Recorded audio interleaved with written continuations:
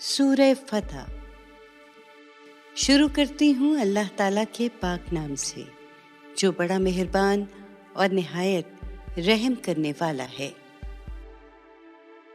اے پیغمبر، بلا شبہ ہم نے تم کو ایک کھلی واضح فتح عطا فرمائی۔ تم اس فتح کے شکریہ میں دین حق کی ترقی کے لیے اور زیادہ کوشش کرو۔ اللہ اس کے صلے میں تمہاری اگلی اور پچھلی خطائیں معاف فرمائے گا اور تم پر اپنی نعمت کی تکمیل کر دے اور تمہیں سیدھا راستہ دکھائے اور تم کو زبردست مدد سے نوازے۔ وہ اللہ ہی تو تھا جس نے اہل ایمان کے دلوں میں سکینت نازل فرمائی تاکہ وہ اپنے پہلے ایمان کے ساتھ ایک ایمان اور بڑھا لیں، اور آسمانوں اور زمینوں کے تمام لشکر اللہ ہی کے ہیں اور وہ ہر وقت کی مصلحت کا جاننے والا اور حکمت والا ہے۔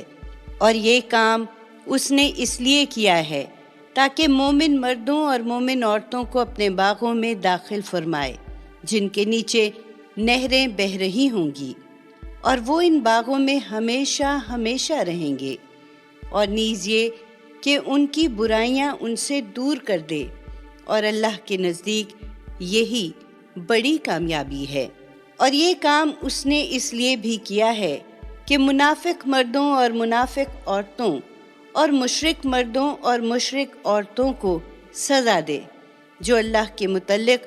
طرح طرح کی بدگمانیاں رکھتے ہیں۔ اب یہ خود ہی مصیبت کے چکر میں آ گئے۔ اللہ کا غضب ان پر نازل ہوا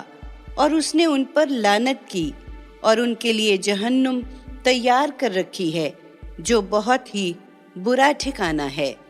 اور اللہ ہی کے ہیں آسمانوں اور زمین کے تمام لشکر، اور وہ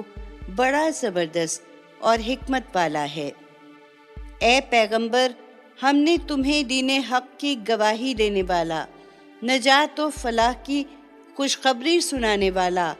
اور انکار و بدعملی کے نتائج سے خبردار کرنے والا بنا کر بھیجا ہے،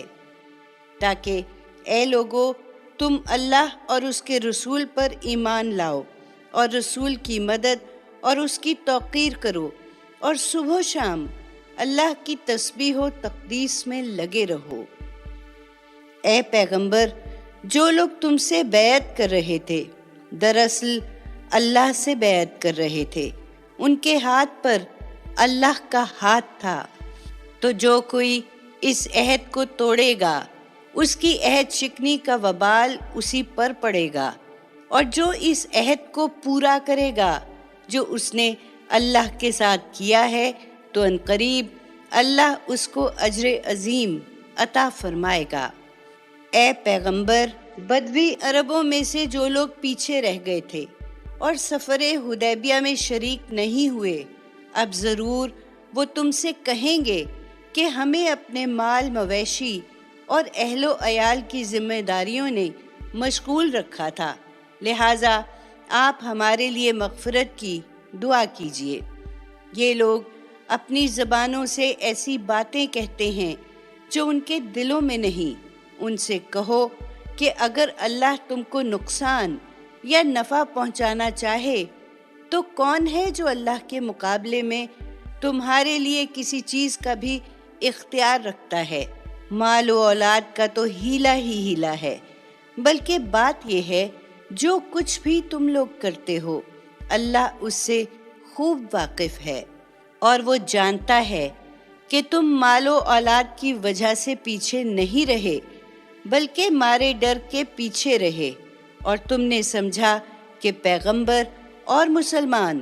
اپنے بال بچوں میں کبھی واپس آنے کے نہیں، اور یہ بات تمہارے دلوں میں کھپ گئی تھی اور تم طرح طرح کی بدگمانیاں کرنے لگے تھے، اور ایسے خیالات سے تم لوگ آپ برباد ہوئے۔ اور دیکھو، جو کوئی اللہ اور رسول پر ایمان نہ لائے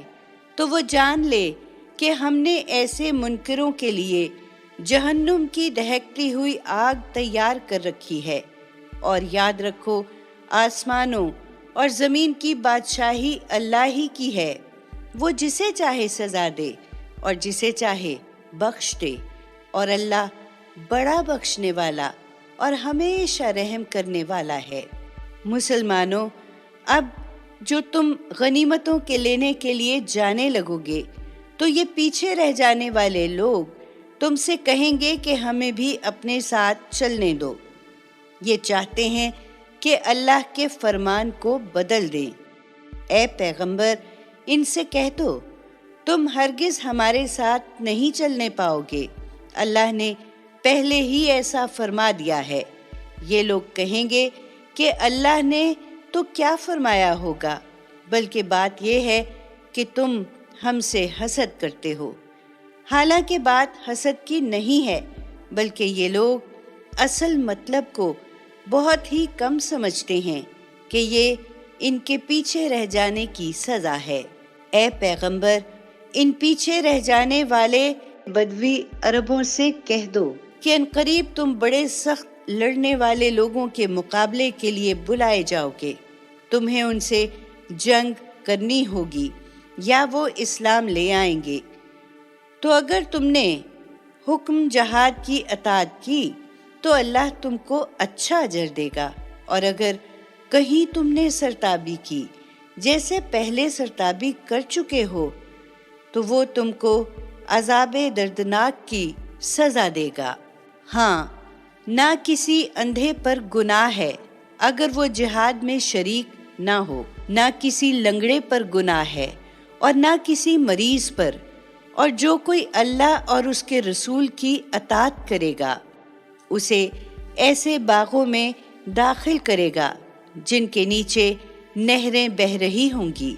اور جو سرتابی کرے گا اسے وہ عذاب دردناک کی سزا دے گا۔ اے پیغمبر، اللہ مومنوں سے خوش ہو گیا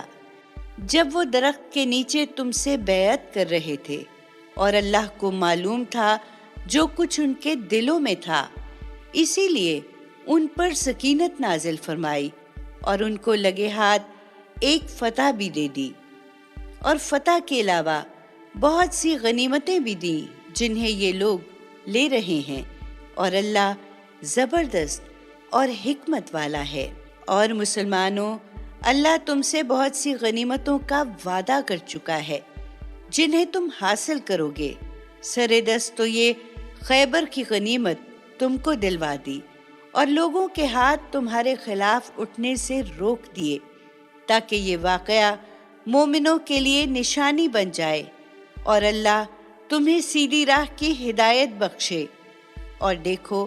اس کے علاوہ ایک فتح اور بھی ہونی ہے جس پر تم ابھی قادر نہیں ہوئے ہو، لیکن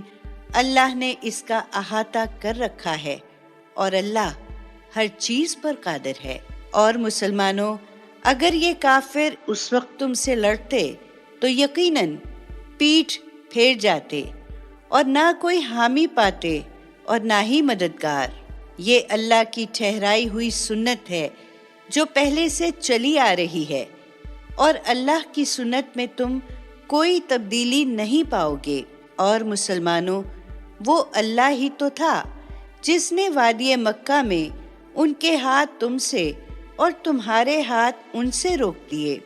بعد اس کے کہ تم کو ان پر غلبہ دے دیا گیا تھا، اور اللہ دیکھ رہا تھا جو کچھ تم کر رہے تھے۔ یہ مکے والے وہی تو ہیں جنہوں نے کفر کیا اور تم کو مسجد حرام میں جانے سے روکا، اور قربانی کے جانوروں کو بھی نہیں آنے دیا کہ جہاں کے تہاں رکے رہے اور اپنی قربانی کی جگہ نہ پہنچنے پائے۔ اور اگر شہر مکہ میں ایسے مسلمان مرد اور عورتیں نہ ہوتیں جن کی تمہیں خبر بھی نہ تھی، اور لڑائی کی صورت میں تم ان کو پامال کر ڈالتے اور ان کی طرف سے تمہیں بھی نادانستگی میں نقصان پہنچتا،